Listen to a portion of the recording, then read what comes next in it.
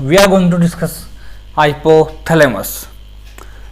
We should know first of all कि hypothalamus is a diencephalic structure.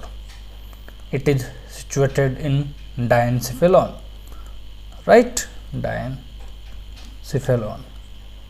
What the fuck? Diencephalon. Now don't mind my language. This is real me. Okay, now talking about its weight. It's 4 gram in weight, and I want you to note here, this is a recent MCQ in INI 2020, right? So what is weight of the hypothalamus? Approx 4 gram, right? Now there are 3 main functions of hypothalamus. First is vegetative, right? Vegetative. I'll be explaining soon what is vegetative. Second is endocrine regulation. You all guys know hypothalamus regulates pituitary gland, and pituitary gland regulate all the hormones. So I don't think I need to explain endocrine functions of hypothalamus. Then there is third function is behavioral function. This should be covered with limbic system so you can understand better. So in this video we will be covering the vegetative function of the hypothalamus.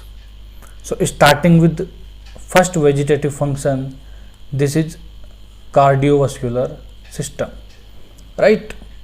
Now talking about cardiovascular system, there are 2 main components of cardiovascular system. First is blood pressure and second is heartbeat, right? So मैंने बोला, I said कि there is a nuclei in hypothalamus. There is a nuclei in hypothalamus which is located in posterior and lateral. Now you have to mug up this posterior and lateral area. So if we stimulate this area, both blood pressure and heartbeat will increase, right? So what it is? Posterior and lateral area of hypothalamus. If both are stimulated, then blood pressure and heartbeat will increase. Now there is another area known as preoptic area. What it is? Preoptic area.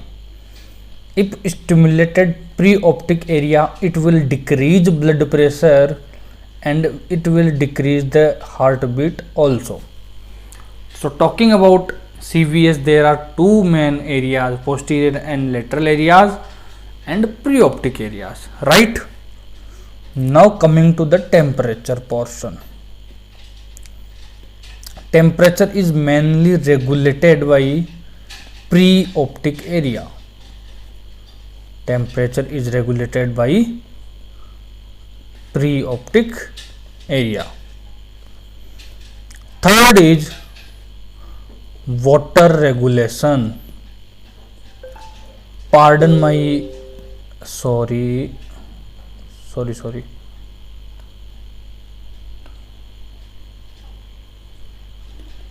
Pardon my handwriting. Water regulation. Now we have to understand water regulation. So we have to control a balanced water and body fluid in the system, right? So first of all we have to intake the water. So water is intaked by drinking water, but the desire to drink water is driven by the thirst. Obviously if you are thirsty, then only you will go and drink a bottle of water, right? So this thirst is controlled by lateral hypothalamus. This thirst is controlled by lateral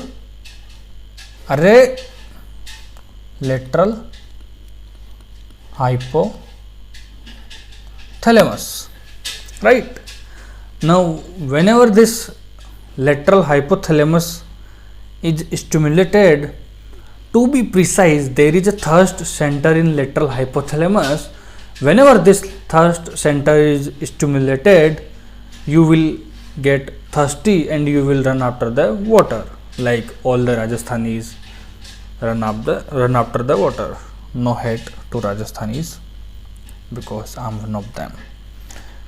Now second is, you have drunk water, right? Now you have to retain that water. If you know which hormone helps retaining the water, and it's the ADH, antidiuretic hormone. Like, it's antidiuretic, it doesn't let diuresis happen. So this antidiuretic hormone is released by supraoptic nuclei. What it is? Supraoptic nuclei. And this is also INI MCQ. Okay, first of all, let me tell you what is INI. Whenever I say INI, I especially means MPG, right? So this is all about water regulation. Now talking about uterine and breast and milk ejection. Uterine contractility.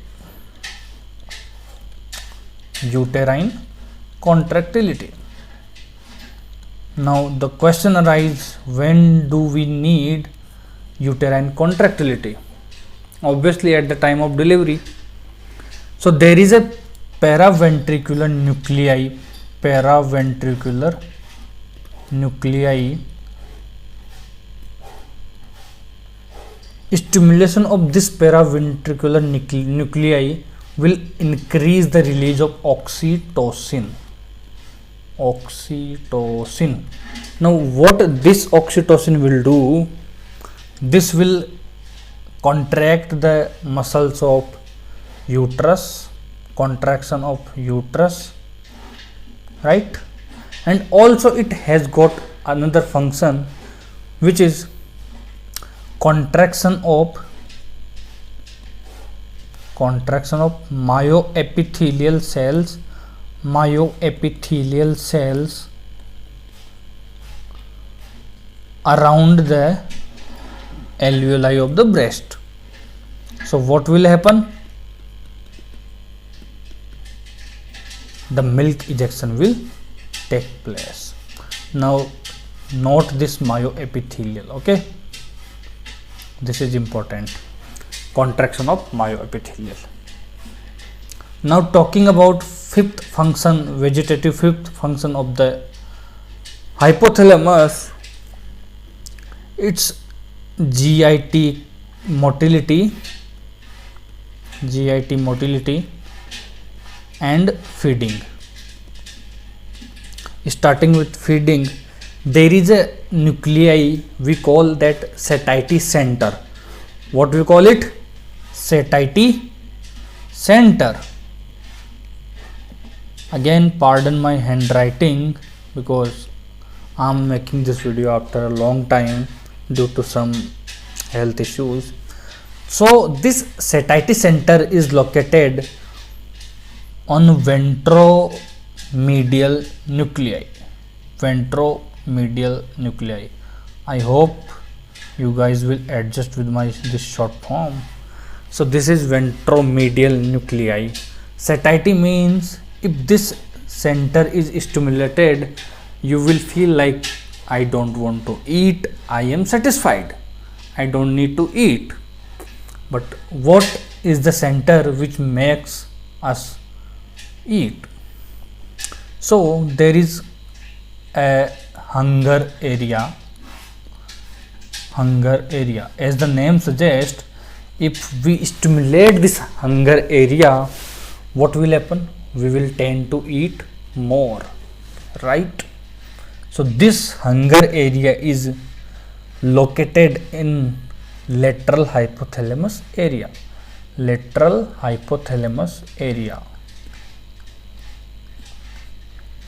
Now talking about GIT motility, there is a